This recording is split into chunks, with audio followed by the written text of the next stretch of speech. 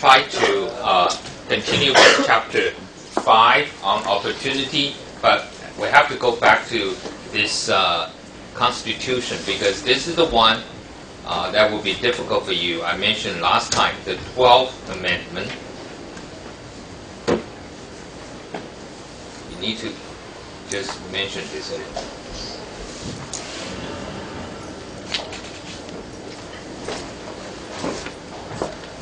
Okay, in the very beginning, in American history, the president is not voted directly by people.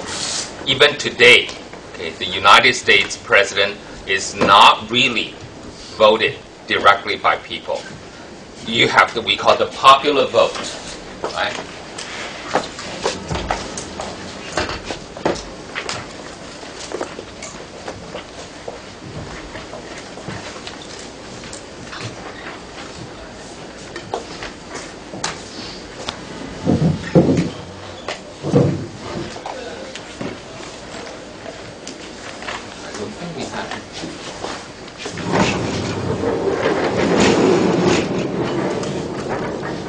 The popular vote,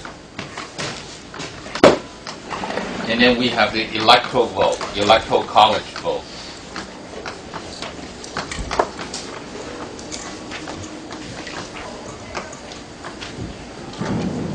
Popular votes means everyone, every voters who are eligible to vote today, including women, including college student, right? Age 18, right? Remember that 26th Amendment that changed the voting age from 20 to 18. So young people can vote, women can vote, but in the very beginning, you only have some people who are voting, but they are not voting directly for president, they're voting for electors.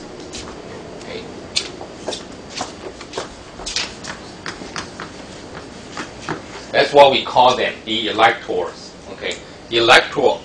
It's a little bit like in traditional Taiwan's presidential election. How did we vote for our presidential election this year before 1996? Li Denghui was first elected in 1996, directly voted by people. But before that, who voted for President Li?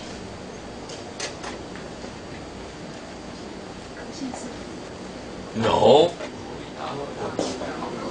Oh, the astronauts, right? Remember those astronauts?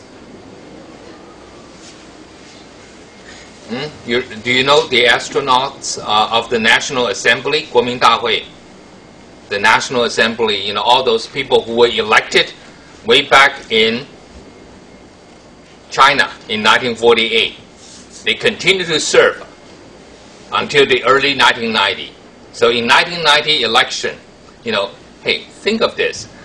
So you're young elite, right? You elected as National Assembly member in China in 1948 at the age of 35. Okay, 42 years later, you're 77. But what happened to those who were elected at the age of 45 or 50? They were 90. So they are moving like astronauts. When they go to vote, sometimes you have people wheeling the wheelchair, and then the nurse, very nervous, carry all the IVs, and then their hands might be shaking and dropping that ballot. That's why we call astronaut. But those are the same electors, just like the Americans. First, you have indirect election. You have the electoral. So electors, they will vote, okay. Before this, according to the Constitution, they will vote for president and vice president separately. So the highest vote getter will become president.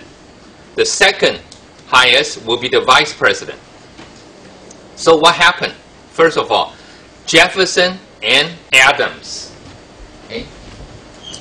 Do you still remember Federalist and what's the other side? Federalist versus people who do not like Federalists, what do we call them?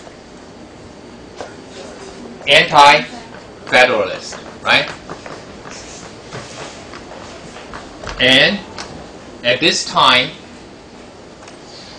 John Adams was considered this. And Thomas Jefferson is an anti-Federalist.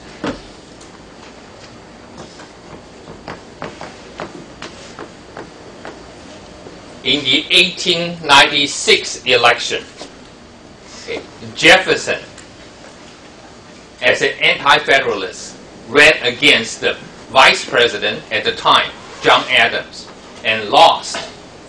But he came in second. So he was the vice president of his rival. Okay, so that is one big problem there. Okay, the second problem they have is when you vote, you say, well, you know, you vote for me as president, you vote for Ms. Xi as vice president, but they made a mistake of every elector who support the anti-federalists in 1804. When 1800, when Jefferson was running, they vote for the same votes. You know, like you can vote for one for president, one for vice president, and somehow they got the same vote. So it has become like president and vice president the same vote. So that's the reason you need to change the law. Okay, so finally in 1804, after those two incidents, they decided that first of all, the ballot, the person vote for as president and also vote for vice president, you have two different lists. Okay, so the president can choose his own, we call it running mate. That's one. The second one, a very important one, is about what happens if they don't get the majority of the electoral college vote. Okay, what will happen? Okay, the president will go to the House of Representatives to be decided, and then the vice president will go to the Senate to be decided. Okay. Again, one interesting thing. In American history, every time, even though we will have people who never got majority of the popular vote, but most of the president got majority of the electoral college vote. Because at the end, American is what? Two-party system. So only two people are fighting, all this least known candidates, independents. They might be winning some popular votes, but they cannot win any electoral college vote. Remember, electoral college vote in one state, for example, right? Like California, 55 here. So if you have 55 votes here, any candidate who won the majority, or not majority, plurality, you have more votes than the other candidates, you win all 55 electoral college vote. So small candidate might be winning 10% of the vote at most, but they get nothing to show for in electoral college vote. So that's the reason most of the time you will have majority electoral college vote, and sometimes it will be even disproportionately big. Like Obama versus McCain, 365 to 173. So that kind of discrepancy. But one time in American history, in 1824, John Adams' son, John Quincy Adams, ran against Andrew Jackson. And Andrew Jackson got more electoral college vote the first time, but didn't have the majority. So go to the House of Representatives to decide.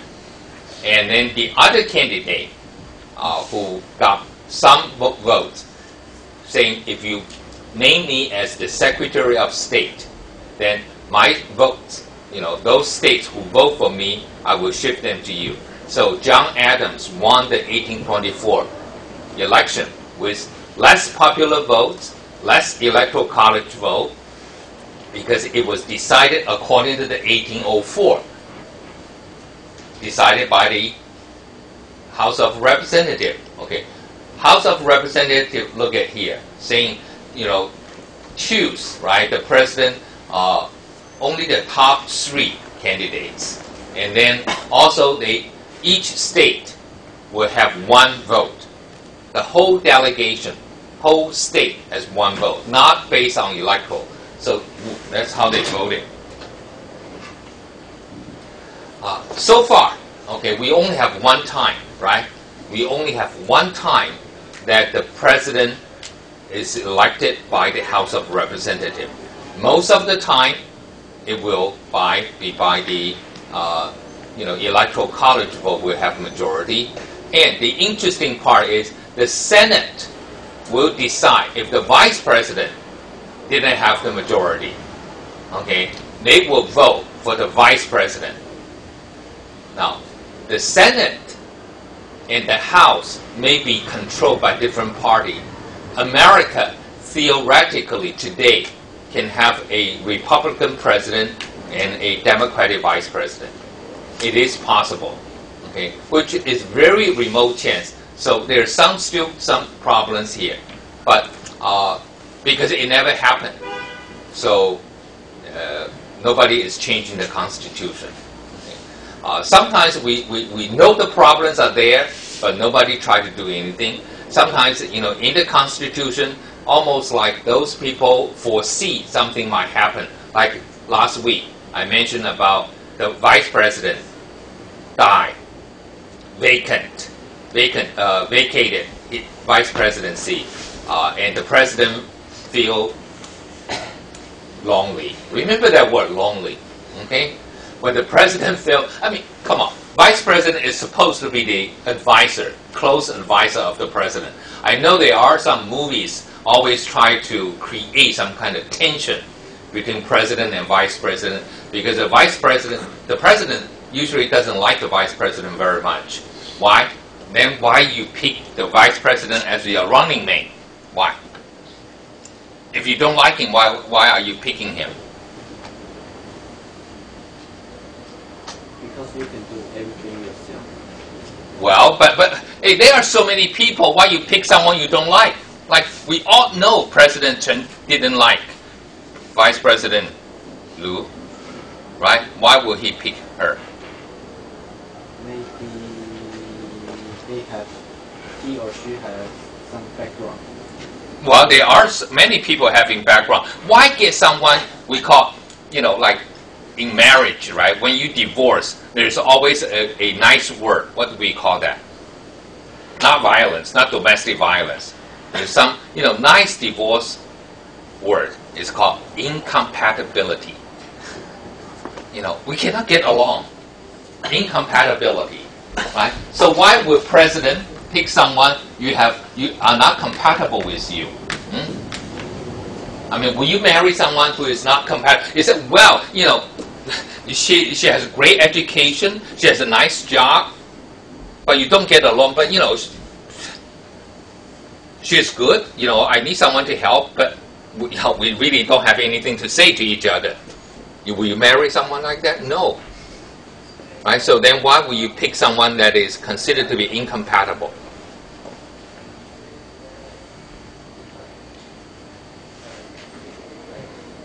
What would be the reason to pick someone incompatible? Okay.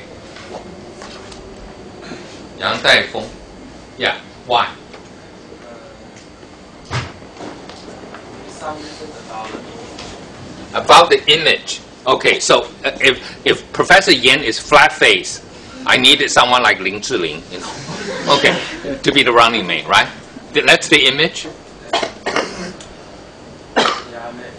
But then people will say, why don't we vote for Lin Zhiling instead of Professor Yan? Some reasons that that there are two teams in the party. So if I want to win the election in this party, so within the party, okay, so there might be different factions. Okay, so you want to pick another one to unify the party. Okay, that's a good reason, right? You pick someone from a different faction of the party so that the party can be unified. Okay. Okay, so that's what we call, for the unity of the party. So that's very important. What else? Let's look at 林敬琪、林博宇。林敬琪，我为什么躺在那里不 ？OK， 请了吗 ？OK， Why? What else? Okay, the votes. Okay, that's similar, right? Party unity. Also, you don't want to lose the votes. That's the reason McCain picked Sarah Palin. Even though Sarah Palin, I don't know how to describe her because I was, once I lived in Alaska for 8 years, so I should say some nice thing about the independent spirit of American frontier women like Sarah Palin who live in Alaska, right? But the reason McCain picked Sarah Palin is because McCain is considered to be a maverick, not conservative enough. Okay, I mean his conservativeness has been questioned, so Sarah Palin can help to garner, to get the Republican, we call it, maybe in Taiwan we call it the deep green, okay? In America, what we call the deep red, the deep red, 深红, okay, ballot. Okay, so that's very similar. Okay, Lin Boyu. Yeah, what else?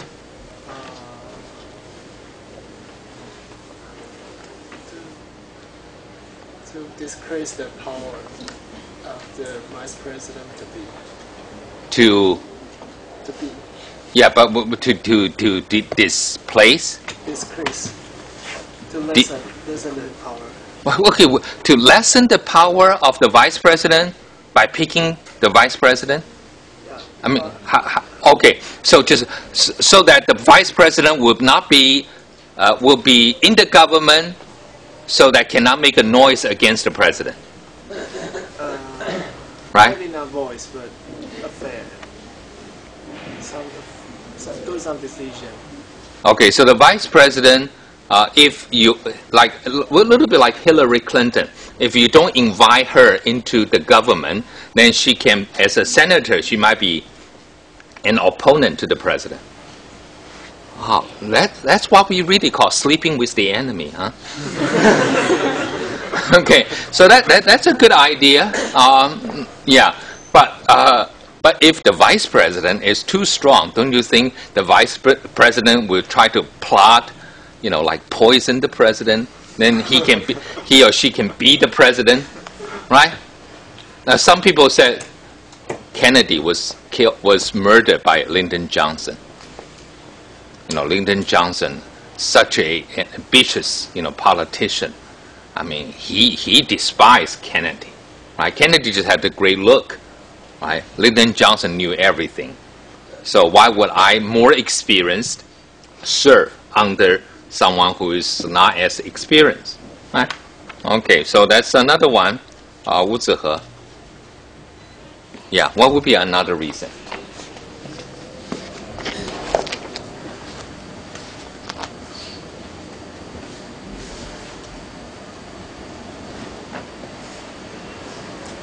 I mean, like,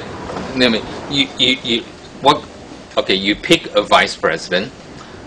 If this person is incompatible, or you don't know the person, like Sarah Palin, by the way, McCain didn't know her very well.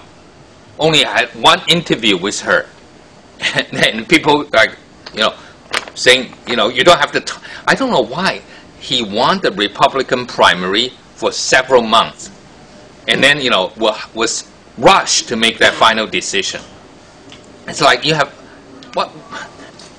it's a little bit like you guys, turning in the homework, writing the homework the last minute. Like you have 1 month to do your homework. You say, oh, I'll finish that, and then the night before you try. So why will you pick someone that is incompatible? Maybe everybody like him. Well, okay. So again, to help you get some votes. Okay, mostly, yeah, when we talk about incompatible, that's maybe personality, but always complementary for you to win, like, first of all, region, different regions. If you're from the north, you want to pick someone from the south. If you're from the east, you pick someone from the west. If you are, you know, like McCain, a little bit too old, you pick a younger, more energetic, but some people say, ooh, inexperienced, huh? Or you pick someone within your party that can be compensating, helping you to silence the other wing. Okay, I'll give you one example. Reagan, so conservative, right? He picked Bush as his vice president, and Bush during the campaign, during the primary, called Reagan's economic policy voodoo economics. You know voodoo, V-O-O-D-O-O. What is voodoo economics? Voodoo, V-O-O-D-O-O. Wow.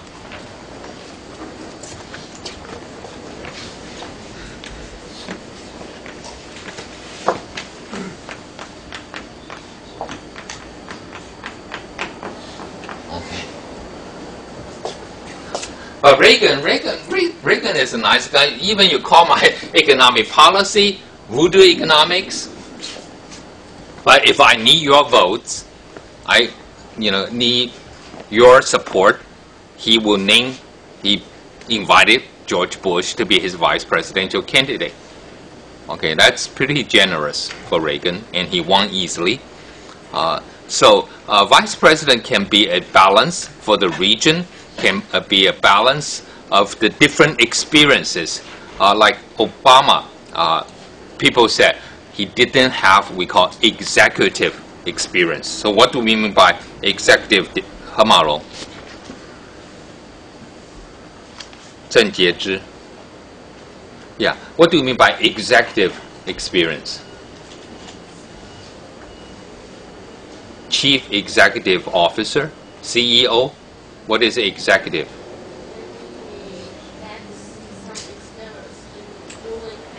Okay, so what was Obama's experience? Senators. Okay, senator is so sometimes people say he should pick a governor, or someone who has been a city mayor or something. But eventually he picked someone, Biden, also a senator.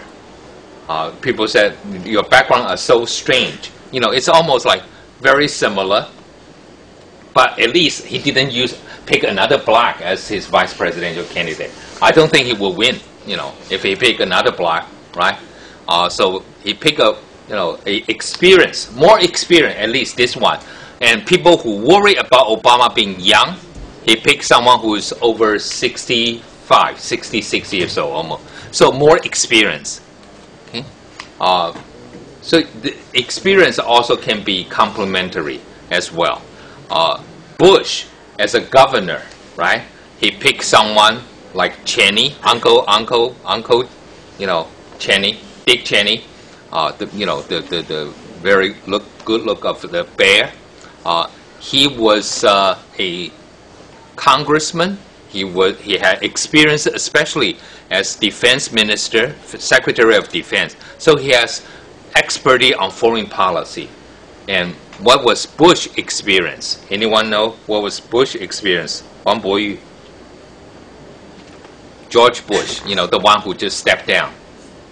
What was his experience before he became president? His credential is the son of the senior George Bush, right? That's his credential. No, people would not vote just simply because he was the son of the former president. At least he has to have his resume has to be convincing. What is his resume? The most important job for him.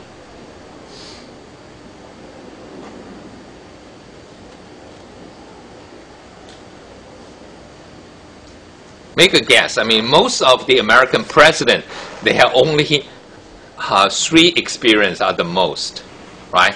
Before they became president, what are the 3 experience they might have? Okay, think of Taiwan. Lawyer is their profession, but okay, lawyer. Okay, is Chen Zhizong a lawyer? And can he run? No, I don't. But I mean, it's talking about public office, something. Like in Taiwan, think of our president, how they became president. What was their position? President Ma, President Chen, President Li.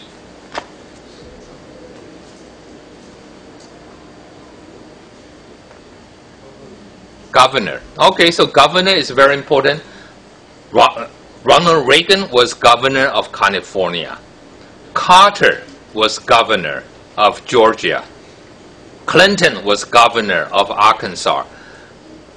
George Bush Jr., 43. Okay, let's just put it, 43 is the younger president. 41 is the older president. So who is 42? Bill Clinton. Okay, so 41, 42, 43. And Obama, ooh, not a good sign for Taiwan, 44 president. Okay, but anyway, 43 was governor of Texas. And, before that, we also have a few governors in the history. So governor, definitely. What else? Like Obama, before he became president. Senator. Okay, senator, because you only have 100 senators. And they always appear on television. People can see them. You have some nationwide, not being known nationally. So senator, governor, these are the two most popular. Of course, if you are vice president, it's possible you can be vice president. But in American history, only 2 vice presidents just went directly from vice president to become president.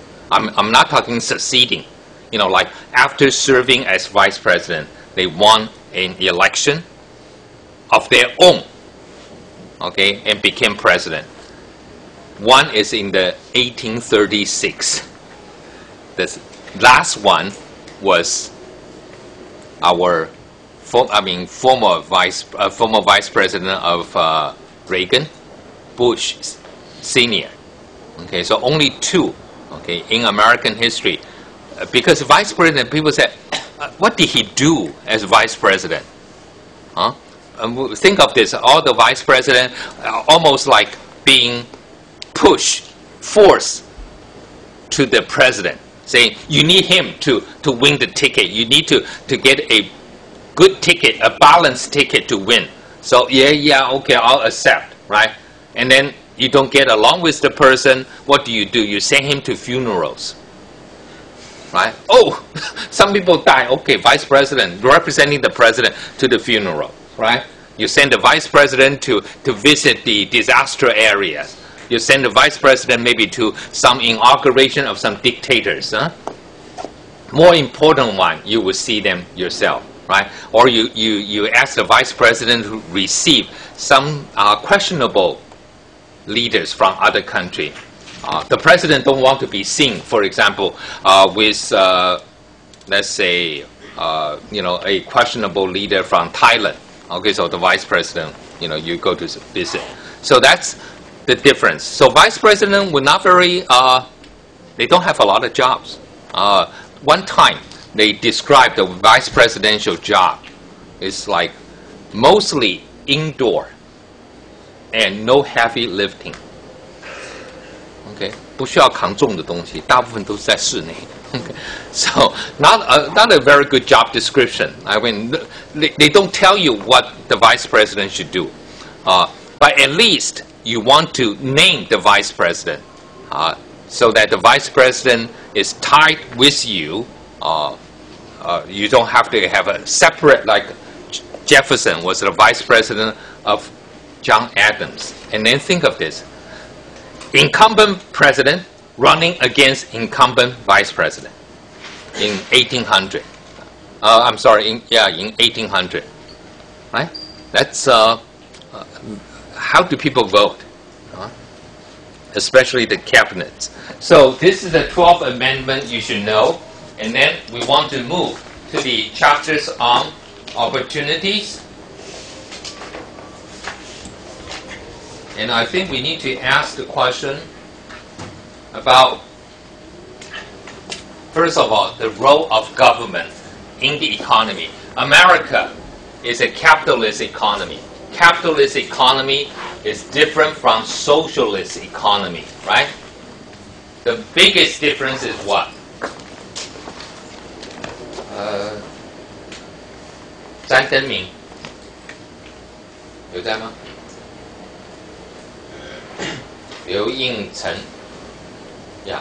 What's the difference between a capitalist economy and a socialist economy?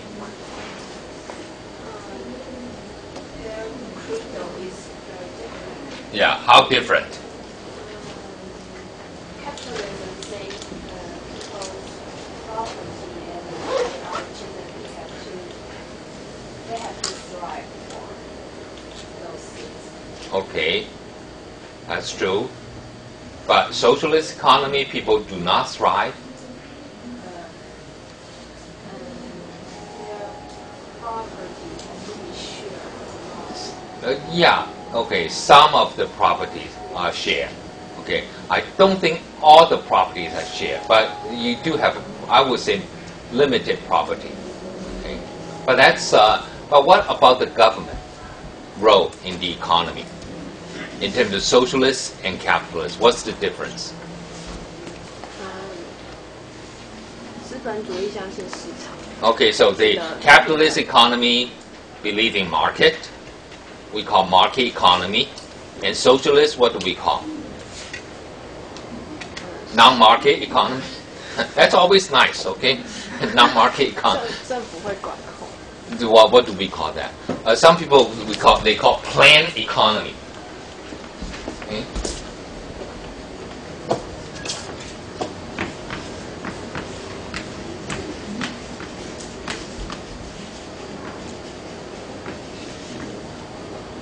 Okay, here is an interesting question. I think the last time we have a 6-year plan for our economy was way back in the 1990s. And since the mid-1990s, have you heard of our, anyone has heard about Taiwan's economy? 谢依晨 谢依简是还是 Okay, 卓杰 Yeah. Have you heard of any new plan, like 6 years plan, 5 years plan? Do we have that now? 5年计划 4年计划 6年计划 I don't think we have any now. But way back when I was growing up, every time we will hear about the 5-year plans, the next 5-year plan, you know, our economy will reach our per capita income. They will keep, you know, all this old, what do we call? Economic Planning Board, 经建会, right? They will give us the figures, and then all this old men and bureaucrats will come up with the words, you know, people say, what is that? Our economy will grow, you know, like 3%, 5%. They keep talking about 百分几 5%, 3%, Okay, what is 百分? Okay, 百分. This guy is still alive. You know, you can see him. Okay. Keep talking about 百分 5%, 10%, 5%. Okay, and so they keep telling us, like, after 5 years, you know, what will be our per capita income, what would be the average economic growth.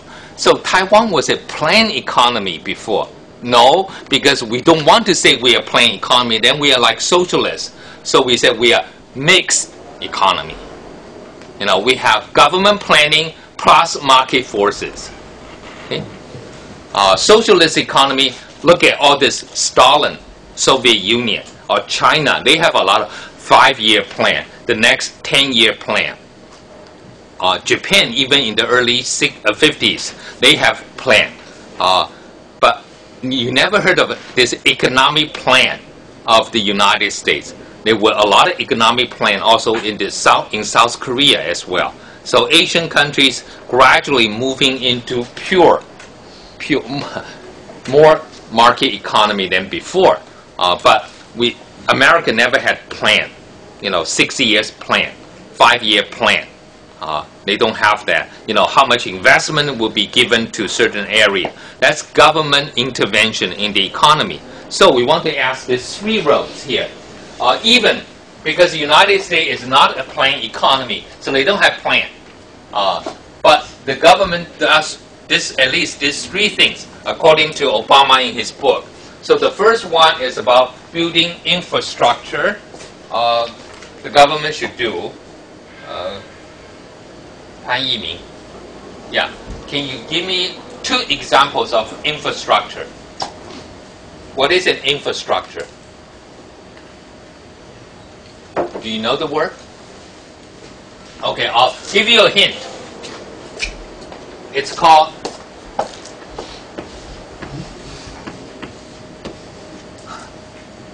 Will that help you?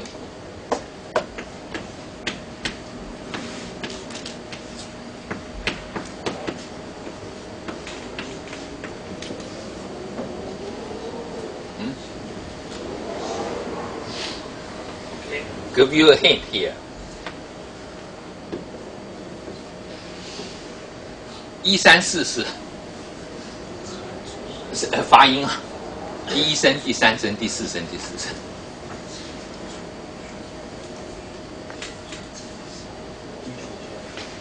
基础建设 Okay, what is a 基础建设?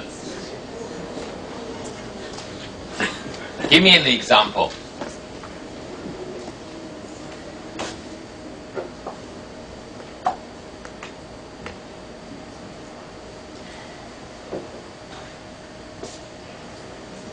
What does government, in terms of 基础建设, what would be example of 基础建设?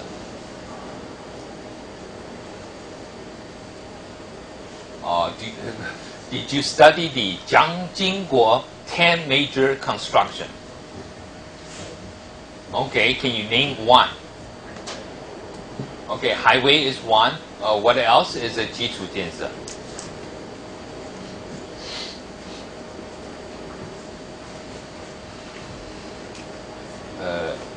空港, right? 空港. I thought, like the harbor was empty. What is 空港? Yeah, 飞机的港. Well, that's right. Port. Port. Right? 港. So 空中的港. That's correct. Okay. So 飞机场. I don't know why we call it. 飞机场is airfield, right? Airplane field. So Japanese translation is more accurate. 空港. Okay, so airport, highway, what else? Bridge. Okay. By the way, Taiwan bridge is a pork barrel thing.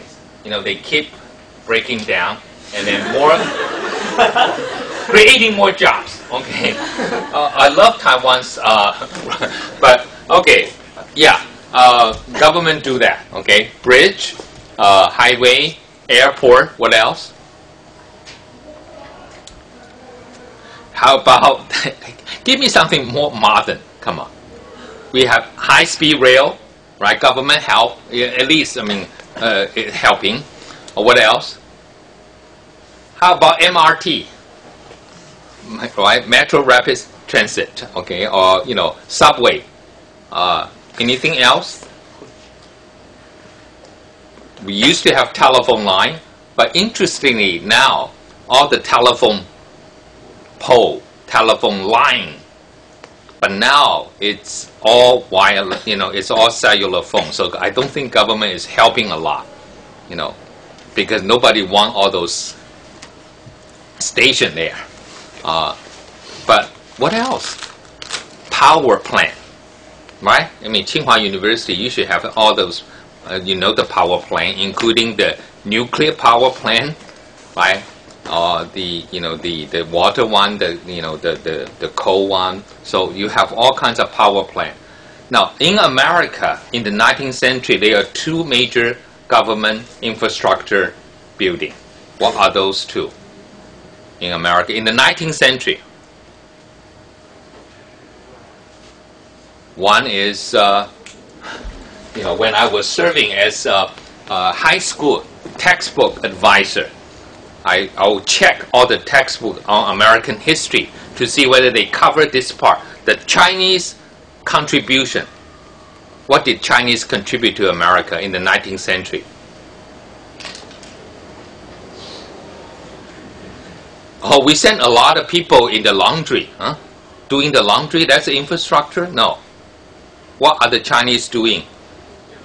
Yeah, railroads, right? Building railroads. Making sure they will have a paragraph on the contribution of Chinese in building, connecting the railroad. So, okay, that's one very big one. That's almost in the second half. But in the first half of the 19th century, the government also helped to build a lot of things. So you can go, the boat, the ship can come all the way from here, the St. Lawrence River, all the way to Chicago. Whew. How do you connect those? Through the Great Lakes, but also what? 水洋地上，大运河, the Grand Canal, right? So canal was a big thing. Do we have a canal? Yes, we do. In Taiwan, we have one, right? Nobody knew we have a canal in Taiwan. 台南有运河. Okay? Anyone from Tainan here? Where is Tainan 的运河? Well, if you go back to about 100 years ago, it is useful, but now it's for sightseeing, right? Yeah. But still, we had 运河 before, so it's very important in water transportation. So that's what government do. In the economy, you build infrastructure. So nowadays, I think, what did Taipei or South Korea being very proud of their infrastructure? Which one? South Korea, that infrastructure, I'm not talking about their new, water things, the canal, but the other things. South Korea has the highest coverage of people using what?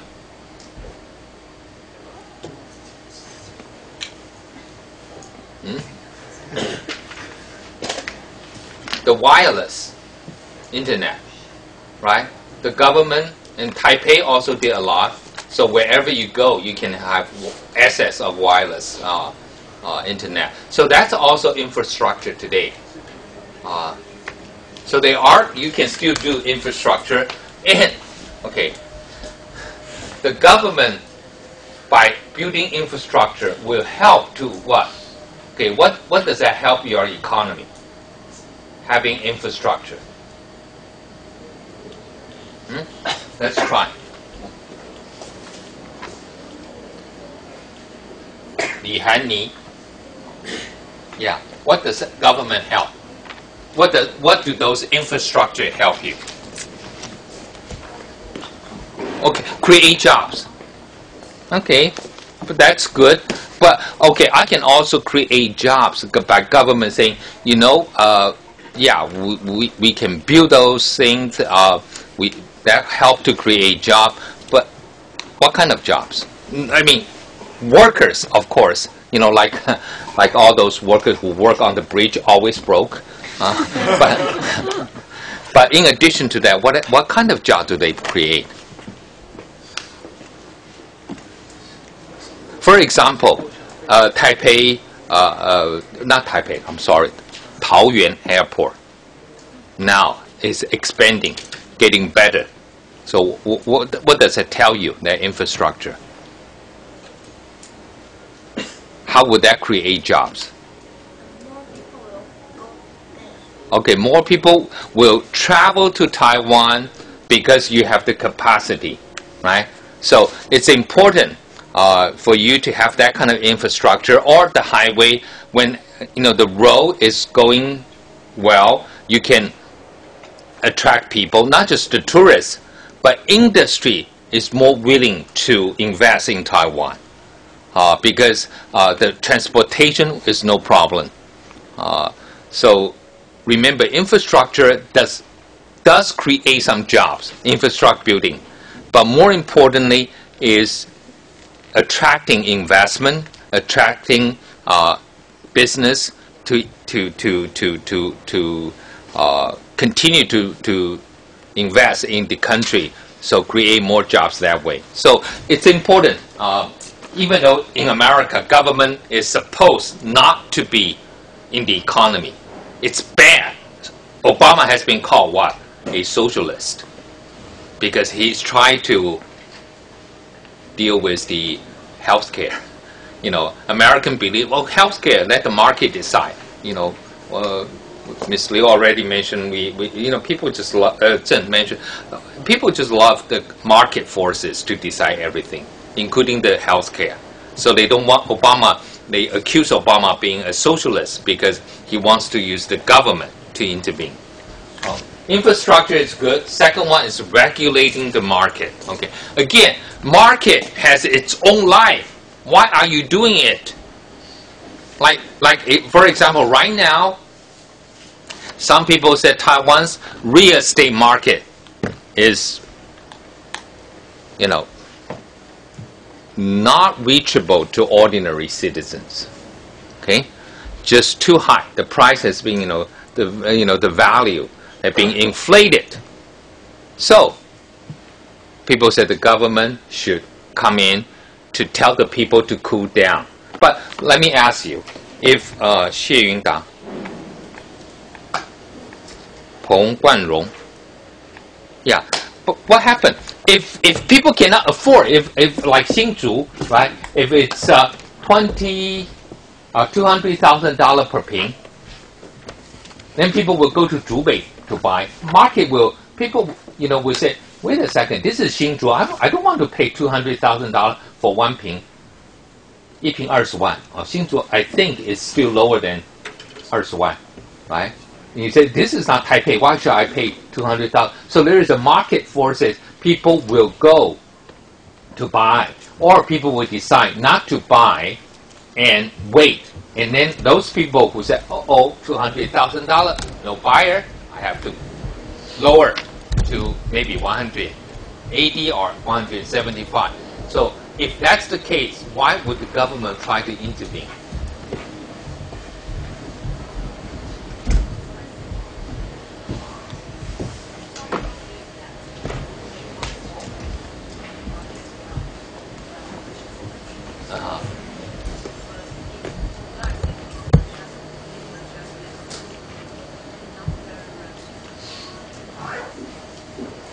Okay. Intervene because it's the price increased too fast.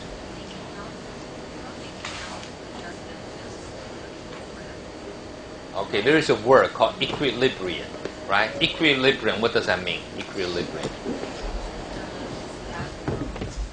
The price or the wage, they adjust themselves. And make the demand for the supply. Okay, the demand is about the same as the supply, or the supply, is about the same as the demand. That would be better for the economy. So what the government regulating the market is that if the government does not regulate, you will see up and down, very sharp up and down. But the government is like making that up and down a little bit smoother. Okay, so government is like trying to make the economy a little bit smooth. Okay, that's what we call regulating the market. For example, Taiwan's economy was down, so the housing market was not very good. So what did the government do? Government said, hey, we have a lot of low interest rate for people who want to buy. So encourage buying by lower interest rate. So people are attracted to buy. And once, the housing market rebound, and the government said, oh, okay, no more low interest rate. So people are not crazy buying, then the price will come down. So government can use the adjustment of interest rate to smooth the economy. If there is an inflation, means everybody is trying to buy, price become more expensive, and then the government will do one thing, is to increase the interest rate. Back in 1970, late 70s, American inflation was so high, the government raised the interest rate to how much? 21%. One time, okay. So if you have money, you put it in the bank now, right? Bank will not get you 21%, but it may be 15%, 14% at least. And now in Taiwan, if the bank give you 1% interest rate, and then people will go out to buy, to spend, then it will help to get the economy, stimulate the economy. Our economy is kind of like dying, so it needs a little bit stimulation. That's the reason the interest rate is still low. But if the economy become, we call, too heated, everybody is going out to buy things, then the government said, I want you to save some money. So what do? They raise the interest rate. And I still remember that 21%. Okay, nobody can imagine 21% today. Like 2.1%? No, 21%. Okay, let's take a break.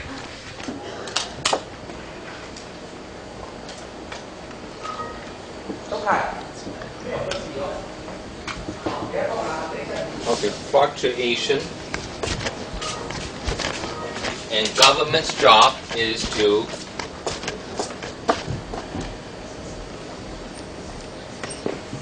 smooth the economy, okay, so that we don't have to suffer this up and down. But even within the capitalist philosophy of the market economy, they always said government play a role. Remember, the most famous quote from Adam Smith is what? Government is what? Invisible hand, right? Invisible hand.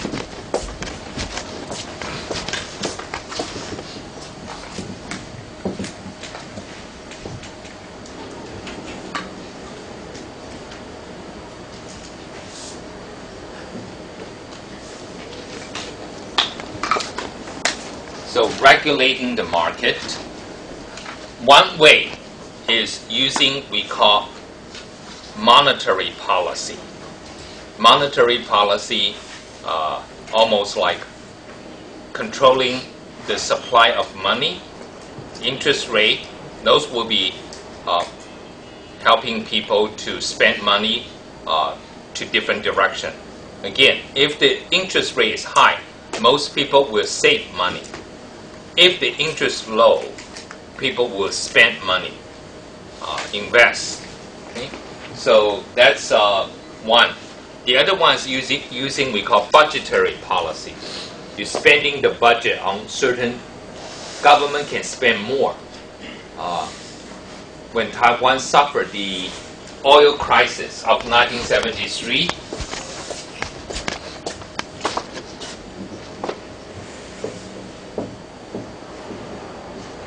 and that's when our government at the time put forward the 10 major constructions. So government can spend money to create jobs and, to help what the market cannot do. Okay, like last year, I think it was last year or the beginning of this year, I was asked to hire someone by the government. The government said, we have so many people losing jobs, so we will give some opportunity for people, and they ask those of us who have NSC projects, 国科会计划, saying, oh, you can hire an additional person. Okay, so I hire a postdoc, but I really don't have the time to supervise him. So it's almost like 放牛吃草, right?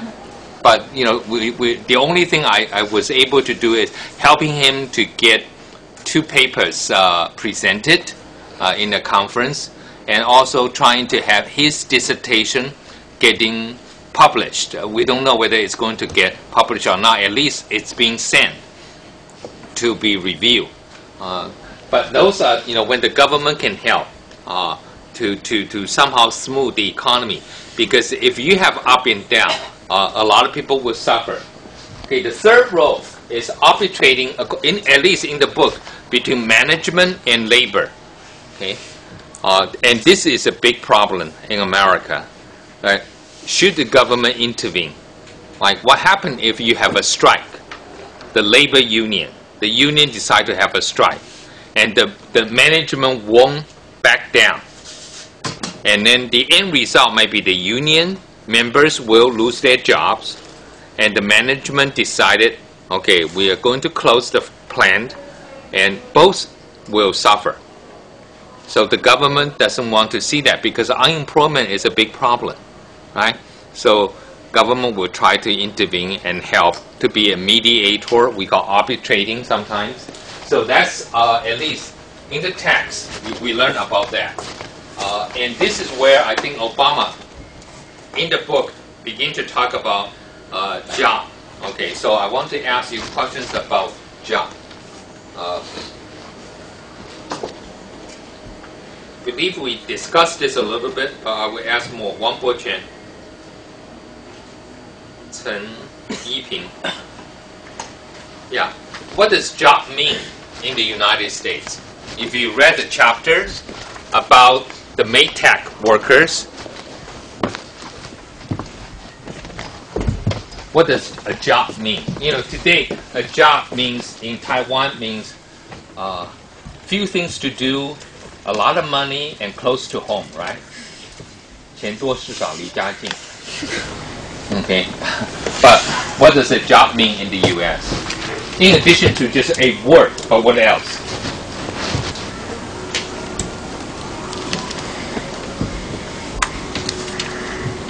At least from, if you have read the chapter, you should know.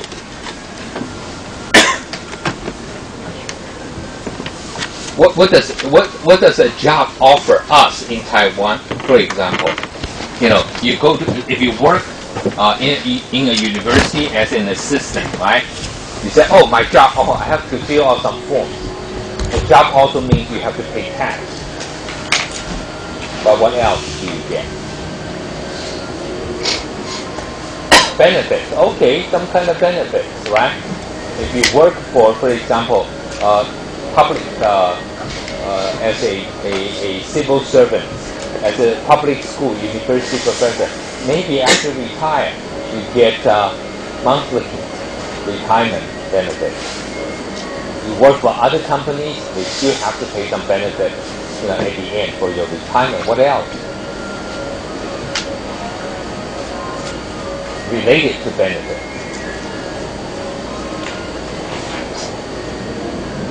Yeah, insurance. The key word. Okay, I think in the chapter it's about insurance, right? You know, people would not want to lose their job because the job is one thing that their family is covered. So you said, wait a second, you can buy insurance. I'm sorry. Sometimes if you buy insurance, especially after a health examination, they say, oh, you are, you know, high risk. They would not sell you, you know, insurance, health insurance, or you cannot afford. When you have a group insurance, even if you are a little bit high risk, there are other low risk people to help you, you know, to lower the risk of the whole group. Okay? So insurance is very important, and this is why in the textbook, in Obama's book, we talk about the people who worry about losing the job and losing the insurance, and then cannot, you know, have his son, I think, the liver transplant, right?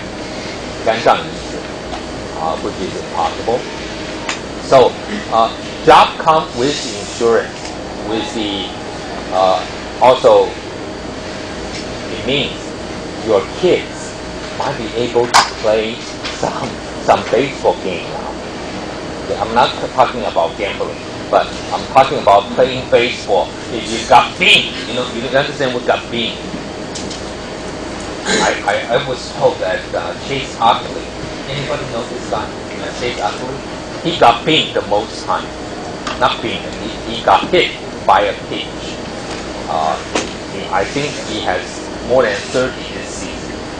He's being hit by a pitch. You have to work very hard to get hit by a pitch. You have to put your shoulder up there, getting hit, right? So anyway, beam is not the same as beam. Is the pitcher purposely throwing to you. Okay. Now, in Little League baseball, how many kids have great control, like Maddox? No, they can't. So they throw and you might get hurt. Who knows? And the kids cannot use the glove to protect themselves very well. So sometimes when the ball hits to them, they too late. Like their reaction is a little bit. So you get hurt. If you don't have insurance, your kids better not play that kind of thing. So this is very important. Just to make sure you have a regular family life, is to at least have the kind of coverage we call it, insurance coverage, right? Insurance sometimes, in addition to this, a job also means some kind of affiliation with the community. So it's important. And what is a good job? Yeah, great insurance. That's the reason when I first went to Alaska to teach the university, most people ask me, why are you teaching the university? Why don't you teach the high school here? Because the high school has better benefit covered. And the university, as a private university, again, the insurance coverage, we call the pool, P-O-O-L, okay, it's much smaller. So if there's a lot of people who suddenly pay more visits to the doctors, you raise your premium. But high school, so many teachers, so the possibility is a little bit lower. Okay, so good job, not just good benefit insurance, but also union job. Union job means you have protection. They cannot lay you off easily. Union job means collective bargaining. You at least have collective bargaining.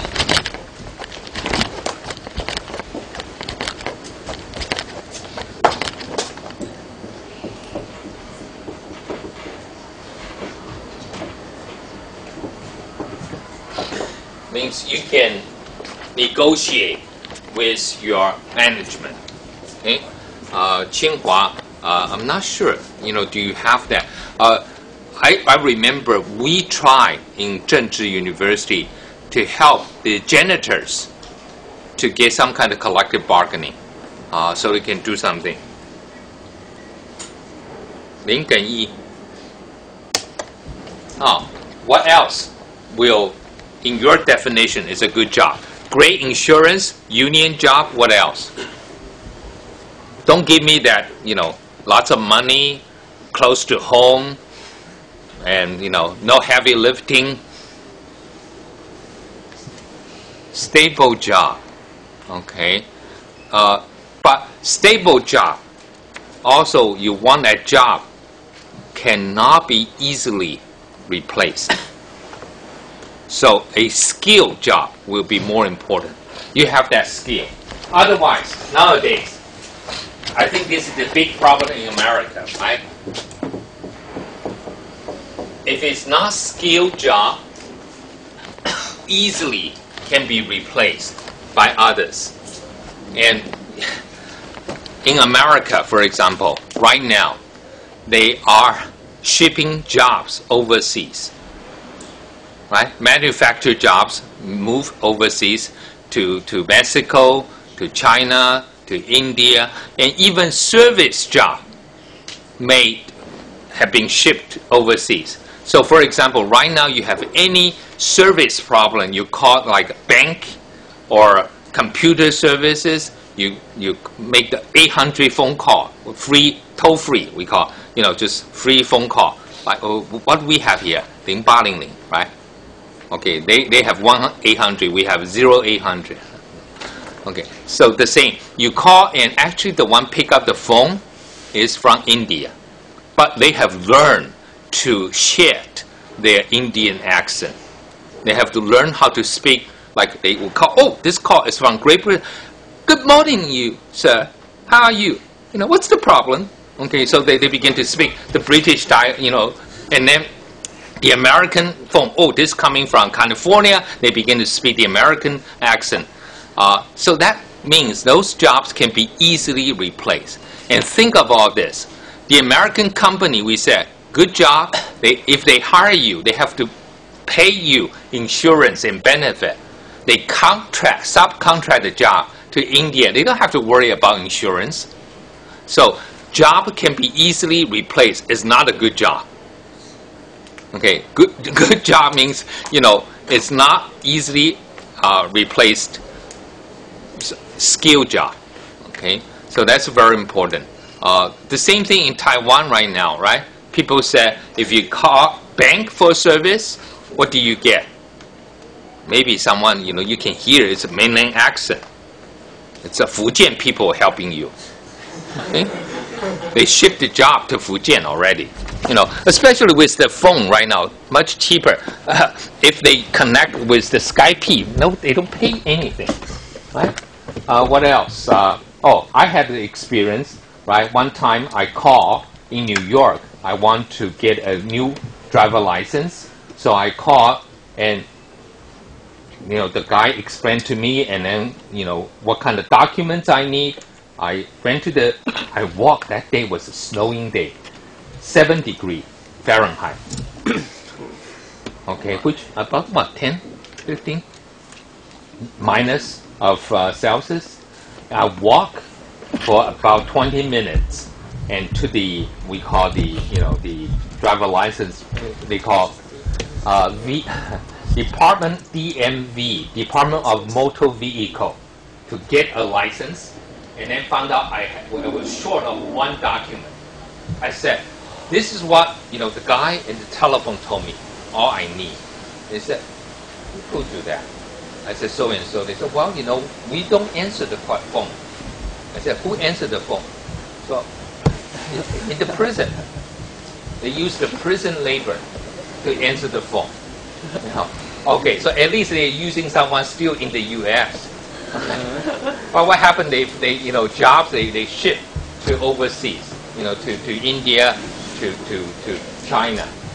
So a good job is a skilled job that will continue to have higher wages, because lower wages might be nice to stay in the U.S., but can be replaced as well. Higher wages, the management does not want to pay that much, so they will ship job overseas.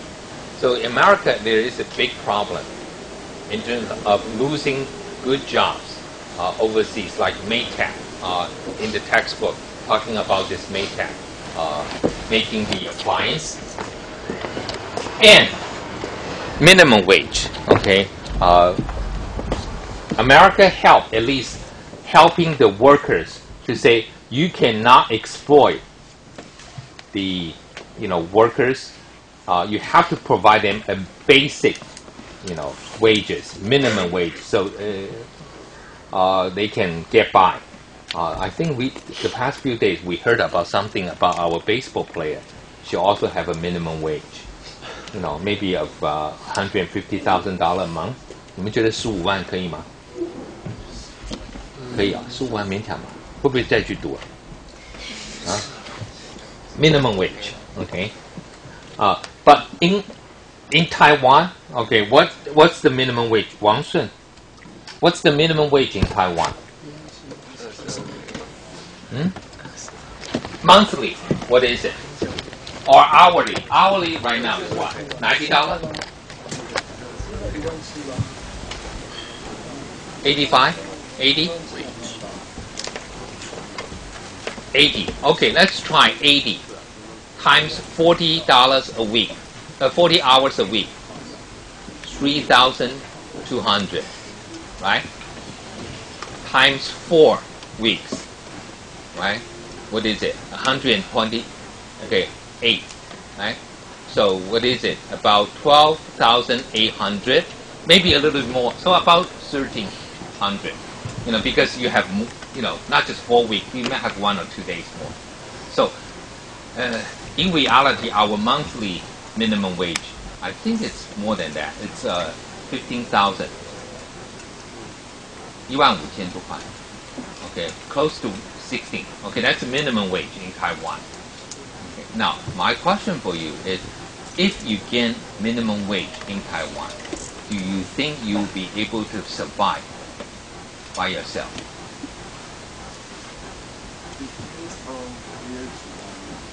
Okay, so should we have that minimum wage, that difference? If you work in Taipei, don't you think you should get more compared to Taitung? Now, but people will think minimum wage is the minimum that's in Taitung. In Taipei, if you pay that $16,000 a month, nobody will work for that wage. But I think there are a lot of people still working for that wage. Right? So maybe you need some kind of adjustment in different areas. Okay, now the question here. Let's say if you can survive in Hsinchu with $16,000, right? Your future spouse, okay, I'm not saying your wife, you know, might be a man, who knows, right? Okay, your future spouse also makes the minimum wage. So $32,000 for 2 of you. That be sufficient? Should be more, right? Better than for 1. No, I mean, you know, you rent an apartment. Now, you know, 2 rent apartment, you know, I mean, you know, just add a bed, that's it, or become a bigger bed, right? You pay the same utility, maybe a little bit more, but, okay, what happened, I will ask you, is if you have 2 kids, do you think that will be sufficient? No. Now, this is the question I want to ask you. America's minimum wage is about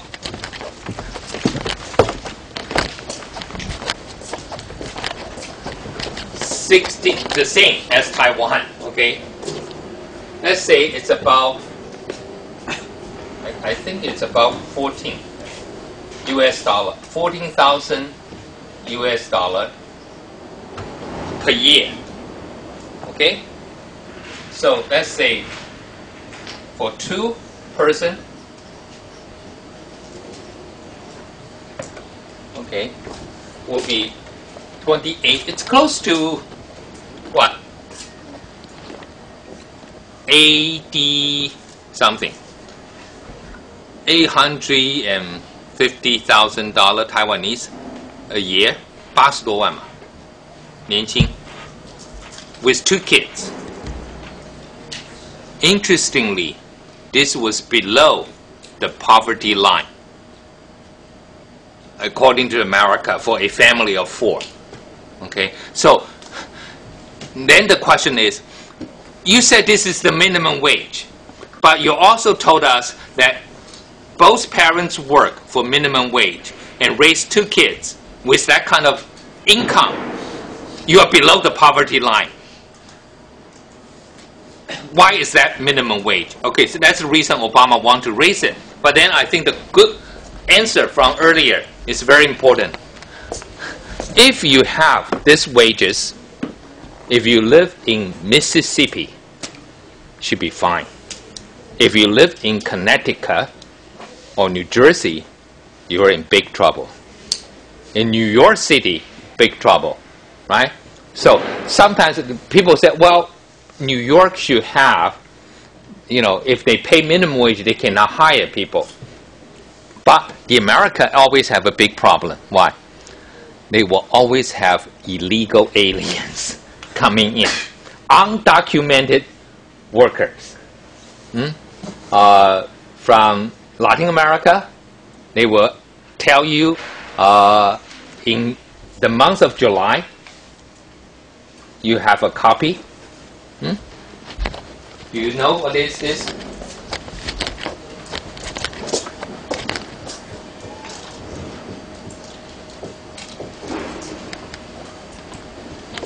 This is American, some of the people who live in hotel in Washington, D.C. or New York, and then being waken up by the service, room service, or some people, you know, who serve in the hotel. They ask you, do you want a copy in July? You say, what is it? July copy? Do you like coffee? Do you like coffee? Do you like coffee? So, and when those undocumented workers, they're not going to say, hey, boss, you should pay me minimum wage. You have no documents. You don't have a working permit, right? They always have Latin American undocumented immigrants. They also have what? China. China is famous for, you know, shipping all those people days in the high sea and finally arrive and, you know, almost die. Some of you might have seen that movie. What is it?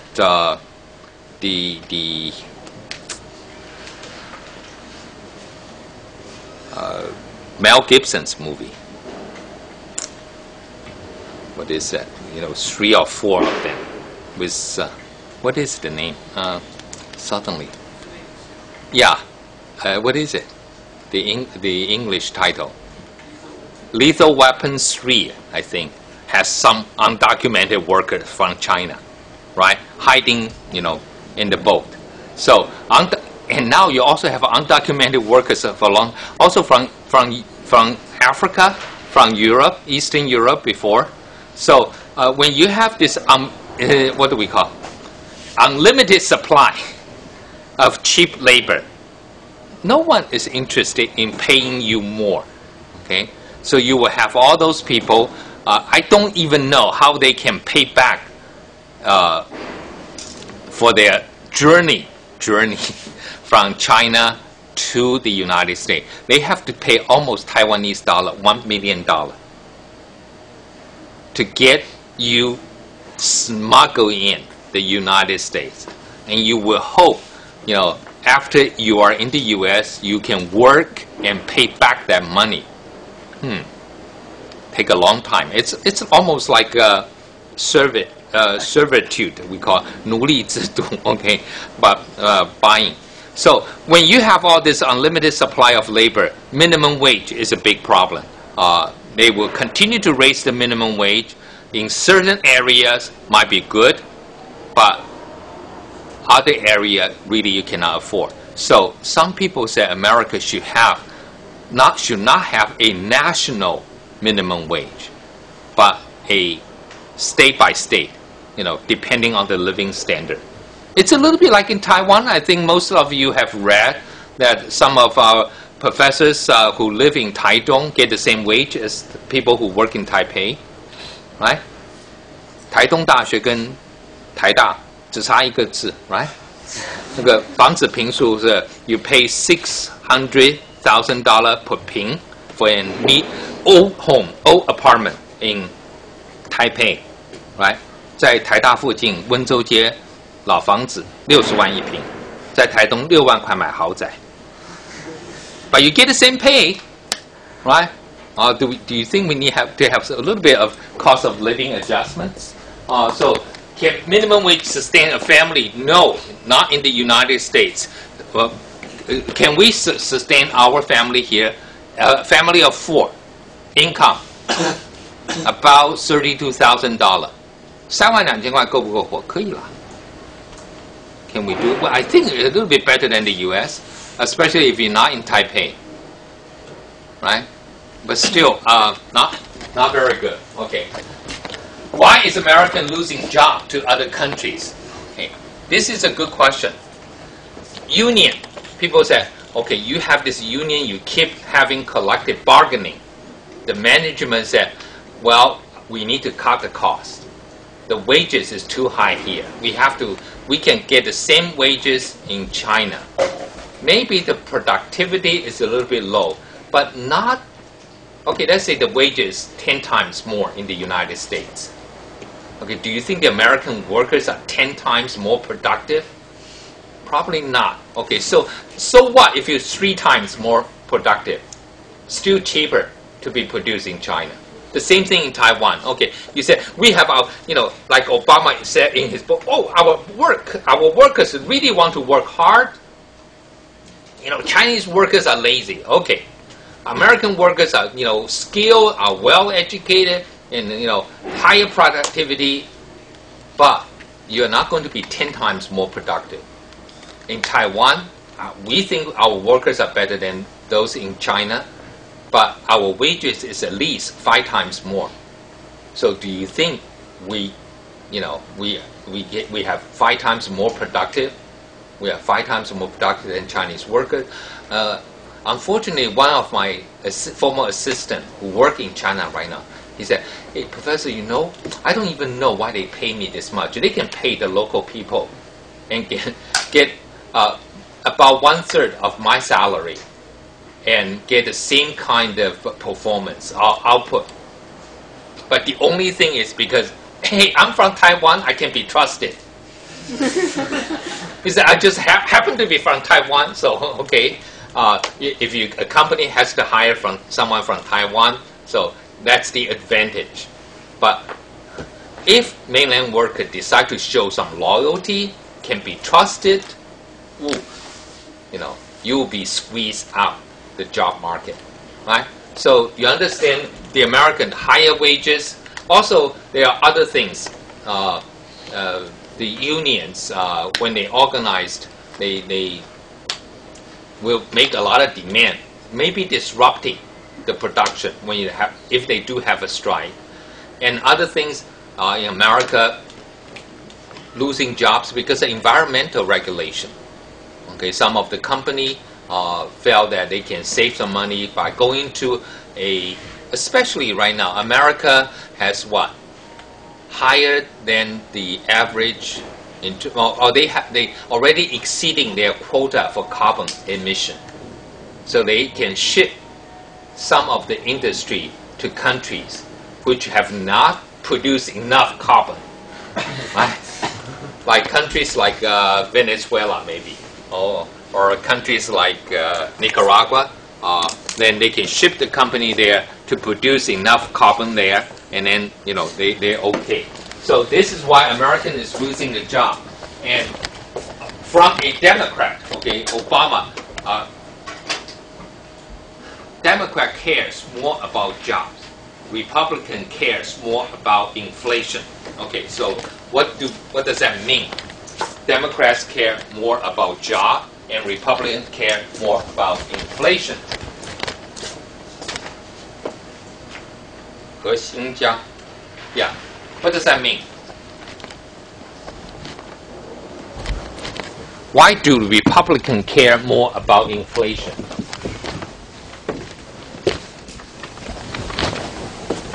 Than the Democrats? You understand inflation? Do you understand inflation?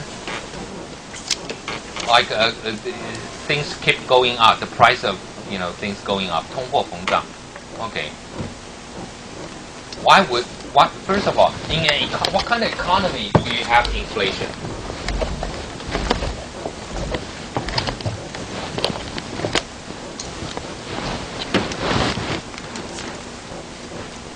When the economy is very active, it's heated, people are buying things, and the price keep going up. Okay, but mostly it's because people have jobs. People have jobs, they have money to spend when they want to buy, so suddenly you have higher demand than supply. So you have inflation. Okay, now, but in a recession, okay, 经济衰退, people lose their jobs. People are not buying. So even the things you have would not go up. I mean, the price of basic supply would not go up. Example, in Taiwan, the price went up in the early 1990s and basically stayed the same for 1 decade when we have a slower economic growth. Okay? Now, so why would Republicans care more about inflation?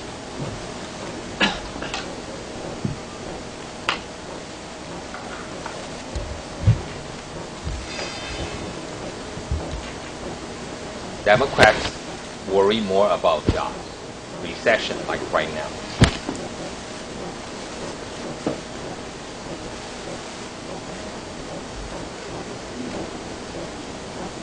About workers, about ordinary people, but also make sure one thing.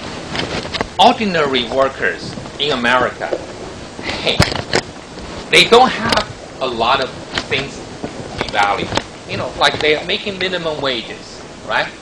So what happens if you have inflation? Yeah, I mean, what I own doesn't mean, is losing its value. But I don't own anything.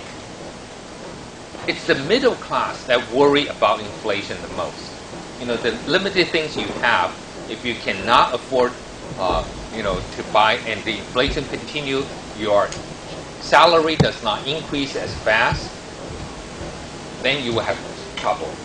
Okay, the poor people do not worry about inflation as much if they are truly poor. Okay, but to have at least a job is better. So Democrats worry more about jobs, and Republicans worry a little bit more about inflation. Of course, both worry about inflation, both worry about jobs, but Republicans will worry more than the Democrats. Okay, so sometimes they will try to use tax to adjust. So, income tax. The book talk about the income. Well, 黄伟志. Yeah. What is an income tax?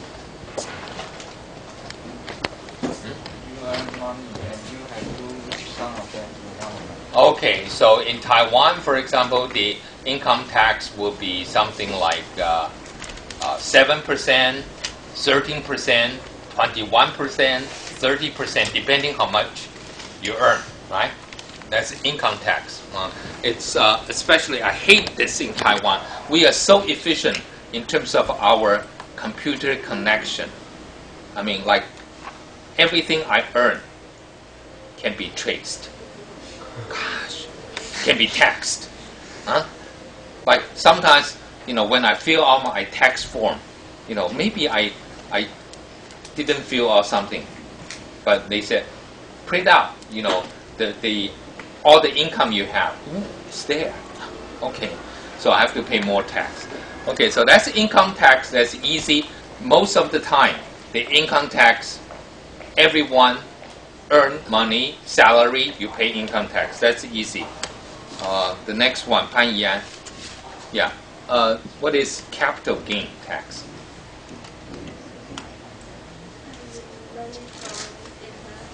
Yeah, okay, now, let me ask you. Do you think capital gain tax should be high or low? Should be high, but most of the time it's not high. Why?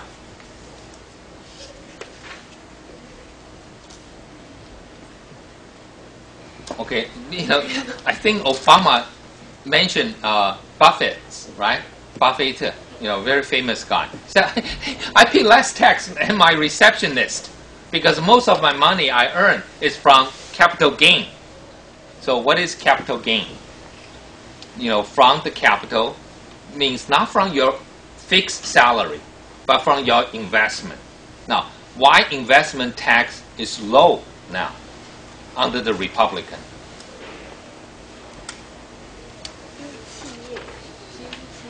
Okay, it's all the big guy, the big corporation making the investment. Now, their argument is if you raise the capital gain capital gain tax, then people will not invest. People will hug their money, saying, "Why should I invest and then pay all this tax. Okay, sounds reasonable, but this is, most of those people are rich people. They have extra money to invest. So in capital gain tax, which is Republicans, I call pet project. You understand what is pet project? Like, what is your pet project?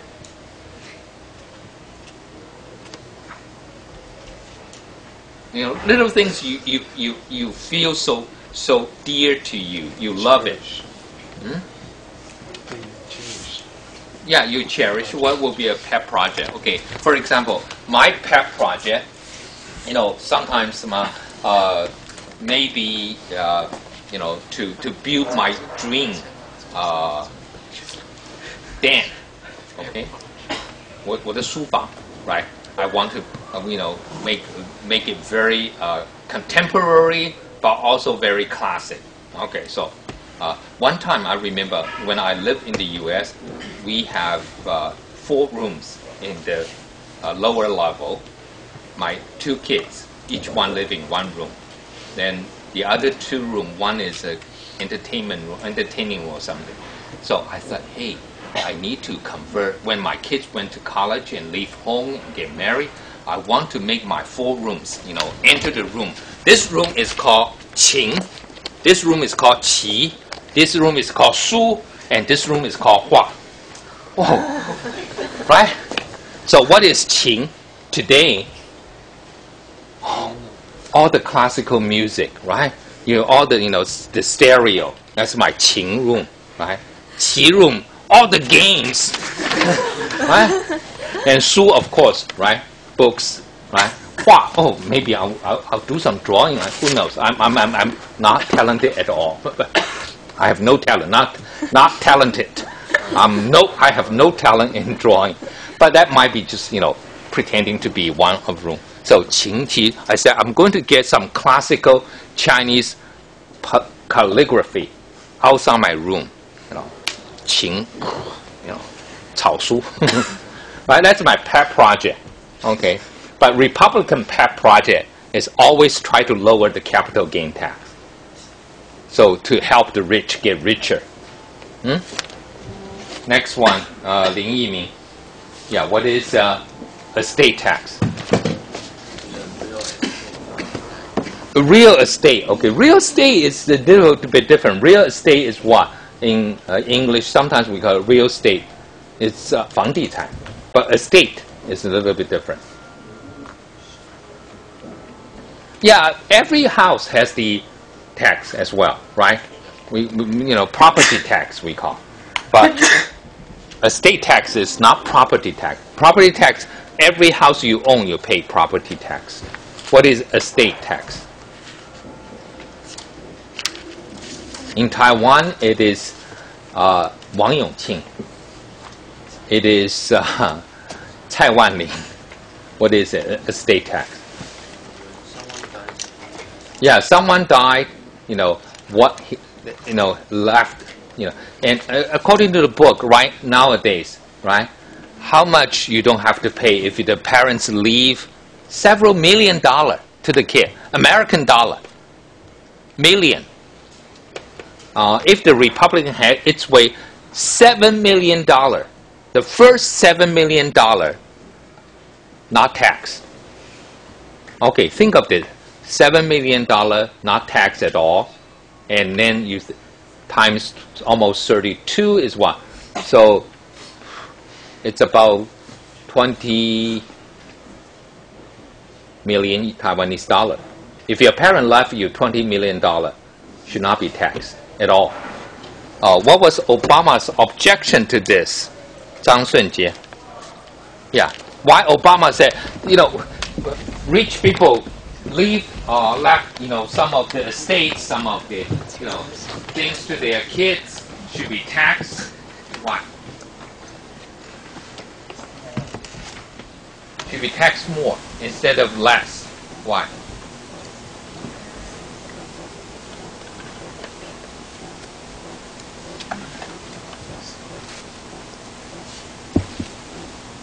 He said, wait a second, you know, my parents worked so hard, right?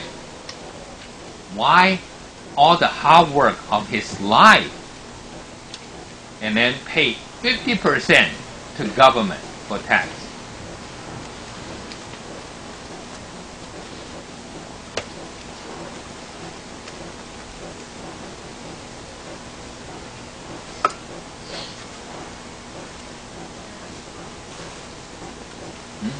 What's the reason? Why should we tax all these people who have hard work, work very hard and leave something for their kids, and then you take 50% away?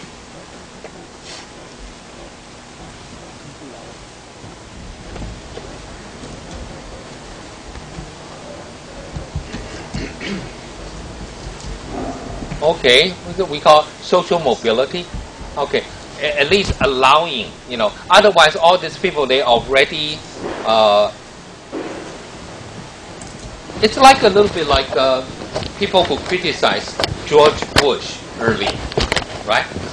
George Bush in 1988, running for president, the Democrats accused him he was born on the first base. And he thought he had a hit. You understand? Playing baseball. Hey, you either get a hit on base, or you work very hard, like Utley, to get hit, and then go to on base. Or at least you work the pitcher so hard, get a walk, right? But George Bush was born on the first base. Okay, so if your parents left you a lot of money, like you were born on the third base, right? And you didn't even want to, get a hit to come home to score, and you are waiting for the pitcher to have a wild pitch, huh? Or balk. That's even better. Wild pitch, you still have to run, right? What is balk? 投手犯规, right? Oh, 签字忘了. Oh, okay. Yeah, okay. You walk home, right? So, I think they want to make the playing field, okay? So we call even the playing field.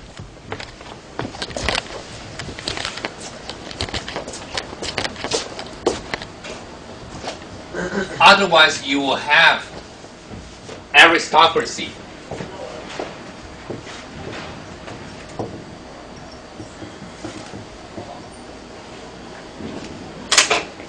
That's, again, the same idea is how do you overcome that?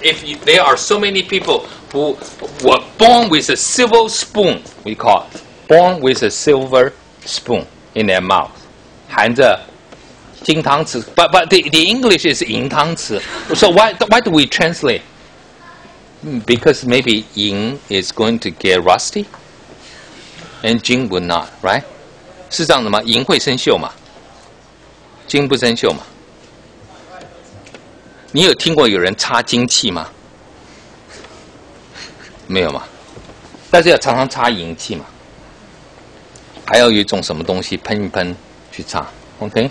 So I don't know why they use, but silver spoon in their mouth, okay? So those are Obama felt if you don't do that, or like Buffett said, you need to level. Okay, or even the playing field. Sometimes people use the word level, right? Get it even, level. Level the playing field.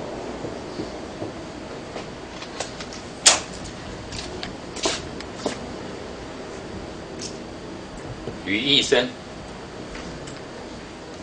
赖世恩, 赖威明.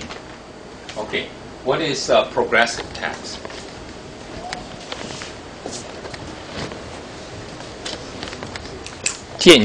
What is it?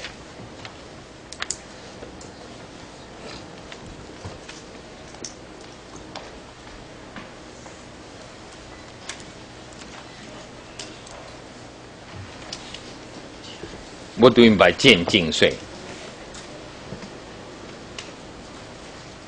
Oh, means okay. Look at these people who are so poor, they don't have to pay tax. Okay, only so people who are earning this much money, will pay tax. But more than that, what else?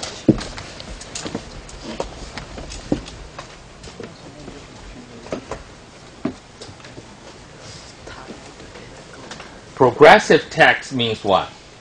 The more you earn, the higher percentage of tax you're supposed to, to pay.